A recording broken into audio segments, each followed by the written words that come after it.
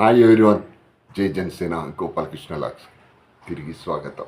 కల్వకుంట్ల కవిత ఒక ఇంటర్వ్యూ ఇస్తూ పవన్ కళ్యాణ్ గారు సీరియస్ పొలిటీషియన్ కాదు, అన్ఫార్చునేట్గా ఉప ముఖ్యమంత్రి అయ్యారు, లెఫ్ట్ నుంచి రైట్కి ఎలా మారారు అంటూ మాట్లాడారు. అనుచిత వ్యాఖ్యలు చేసింది. సహజంగానే ఈ అభ్యంతరకర మాటల్ని తెలంగాణ జనసేన నాయకులు తీవ్రంగా పరిగణించారు. తెలంగాణ రాష్ట్ర ఇన్ఛార్జి శ్రీ నేమూరి శంకర్ గౌడ్ గారు తన అభ్యంతరాన్ని తీవ్ర ఆగ్రహంతో వ్యక్తం చేశారు.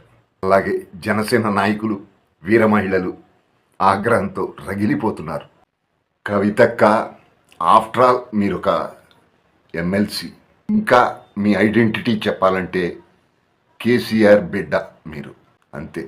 మీరు ఒక సాధారణ ఎమ్మెల్సీ అయ్యుండి ఒక రాష్ట్ర ఉప ముఖ్యమంత్రిని పట్టుకుని పవన్ కళ్యాణ్ గారు సీరియస్ పొలిటీషియన్ కాదు, దురదృష్టవశాత్తు ఉప ముఖ్యమంత్రి అయ్యారు అంటారా?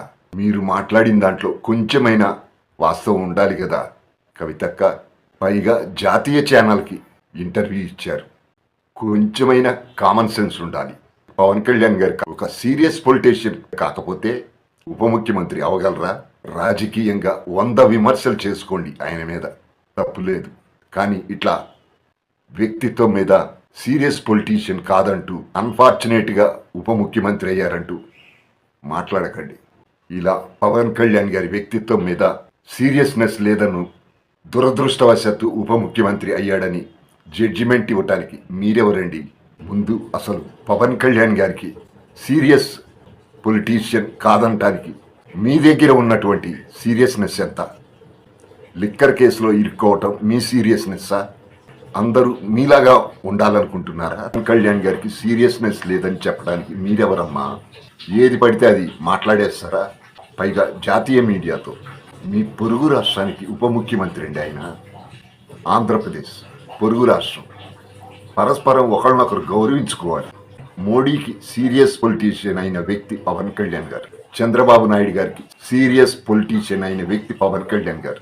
ఆంధ్రప్రదేశ్ ప్రజలకు సీరియస్ పొలిటీషియన్ అయిన వ్యక్తి పవన్ కళ్యాణ్ గారు. మొన్నటి సాధారణ ఎన్నికల్లో అందరూ మేధావులు, విశ్లేషకులు ఏం చెప్పారు?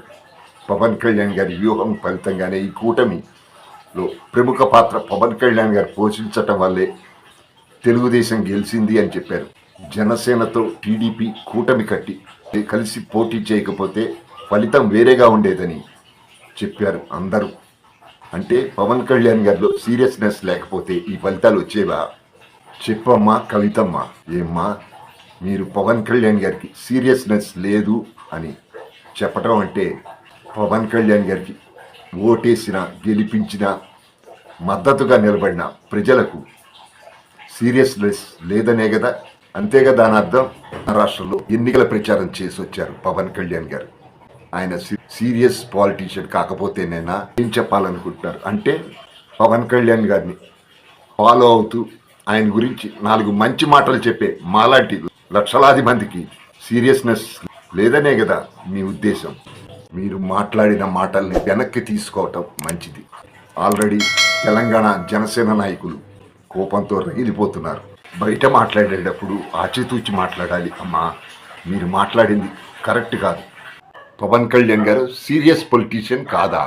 నువ్వు బాగా ఇష్టపడే జగన్మోహన్ రెడ్డి కూడా గత 5 సంవత్సరాల్లో అనేక పర్యాయాలు పవన్ కళ్యాణ్ గారిని సీరియస్ పొలిటీషియన్ కాదంటూనే వచ్చాడు. ఏమైంది చివరికి? జనసేన పార్టీకి వచ్చిన సీట్లలో సగం సీట్లు కూడా రాకుండా 11 సీట్లకే పరిమితం అయిపోయాడు. Mind it. ఆ విమర్శలన్నిటినీ ప్రూవ్ చేశారు. 100% స్ట్రైక్ రేట్తో గెలిచి తాను 21 సీట్లు గెలిపించటమే కాదు, తన పార్టీని, కూటమిలో ఉన్న భాగస్వామ్య పార్టీల 164 మందిని గెలిపించుకొచ్చారు. అంతేకాదు, మీరెంతో ఇష్టపడే జగన్మోహన్ రెడ్డిని 11 సీట్లకే పరిమితం చేయటంలో కూడా కీలక పాత్ర పోషించారు. ఇదే పవన్ కళ్యాణ్ గారు. మేబీ మీకెంతో ఇష్టమైన జగన్మోహన్ రెడ్డిని 11 సీట్లకే పరిమితం చేసింది పవన్ కళ్యాణ్ గారనే అక్కసు కావచ్చు. ఇలా మిమ్మల్ని మాట్లాడిచ్చింది. వైసీపీ వ్యతిరేక ఓటు చీలకూడదు అనే వ్యూహం సక్సెస్ఫుల్గా అమలు చేశారు. మరి సీరియస్ పొలిటీషియన్ కాదా? సీరియస్ పొలిటీషియన్గా మీకు కనపడలేదా? సీరియస్ పొలిటీషియన్ కాదని ఎట్లా అంటారు మీరు? వ్యూహాలు పన్నటంలో సీరియస్గా ఉన్నారు ఆయన. వ్యూహాలు వేయటంలో సీరియస్ కనపడలేదా మీకు? ఎన్నికల్లో పోరాటం చేసింది సీరియస్గా కనపడటం లేదా? తర్వాత విజయంలో కూడా సీరియస్నెస్ కనపడలేదా మీకు? పవన్ కళ్యాణ్ గారిలో ఇంత ప్రూవ్ చేసుకున్న తర్వాత పవన్ కళ్యాణ్ గారిని ఇంకా మీరు నాన్ సీరియస్ పొలిటీషియన్ అంటే తెలంగాణ ప్రజలు మిమ్మల్ని ఎలా యాక్సెప్ట్ చేస్తారు? వాళ్ళకి మటుకు తెలియదా పవన్ కళ్యాణ్ గారు ప్రూవ్ చేసుకున్నారని? సినిమాలు కూడా చేయకుండా ప్రజల్లోనే ఉంటున్నారు కదండి. ఆయన ఆంధ్ర ఉప ముఖ్యమంత్రి అయినా కానీ తెలంగాణ సమాజం మొత్తం అబ్జర్వ్ చేస్తుంది పవన్ కళ్యాణ్ గారి పాలనను ఎలా పనిచేస్తున్నాడని.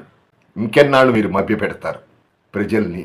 మధ్యలో ఆగిపోయిన సినిమాలు కూడా పట్టించుకోవట్లేదు కండి, మొత్తం ప్రజల్లోనే రాజకీయాలే చేస్తున్నారు కదండి. మీ నాన్నగారు కేసీఆర్ గారు ప్రజల్లో ఎంత తిరిగారో దానికి మించి తిరుగుతున్నారు పవన్ కళ్యాణ్ గారు ఈ 6-7 నెలల్లో. కేసీఆర్ కంటే కూడా పవన్ కళ్యాణ్ గారే ప్రజల్లో ఎక్కువ తిరుగుతున్నారు ఈ 7-8 నెలలో. కేసీఆర్ గారు ప్రజల్లో ఎన్ని రోజులు పర్యటన చేశారు? ఉప ముఖ్యమంత్రిగా పవన్ కళ్యాణ్ గారు నెల రోజుల్లో ఎన్ని రోజులు ప్రజల్లో ఉంటున్నారు? లెక్కలు తీస్తే బయటపడతాయి, లెక్కలు తీస్తే తేలిపోతుంది కదా. చివరికి రీసెంట్గా తన చిన్న కుమారుడికి ప్రమాదమైంది తెలిసినా కూడా పని పూర్తయిన తర్వాతే కొడుకు దగ్గరికి వెళ్ళాడు కదండి. అధికార పర్యటన పూర్తి చేసే కొడుకుని చూడటానికి వెళ్ళాడు కదండి. ఇన్ని ప్రూఫ్స్ ఉన్న తర్వాత మీకు నోరేలా వచ్చిందండి ఆయన సీరియస్ పొలిటీషియన్ కాదు అంటానికి? దీన్ని బట్టి మీ అర్థమయ్యేది ఏంటంటే మీకు పొలిటికల్గా ఎంత మెచ్యూరిటీ ఉన్నదన్నది సీరియస్నెస్ అర్థమవుతుంది. చూశారు కదా ఫ్రెండ్స్, మీకు కనుక ఈ వీడియో నచ్చినట్లయితే ఒక లైక్ చేయండి, అలాగే మీ అభిప్రాయాన్ని కూడా కామెంట్ చేయండి. సబ్స్క్రైబ్ చేసుకునేవారు, కొత్తగా చూస్తున్నవారు సబ్స్క్రైబ్ చేసుకోగలరు. Thank you subscribers. గోపాలకృష్ణ అంటే జై జనసేన, జై పవన్ కళ్యాణ్, జై హింద్.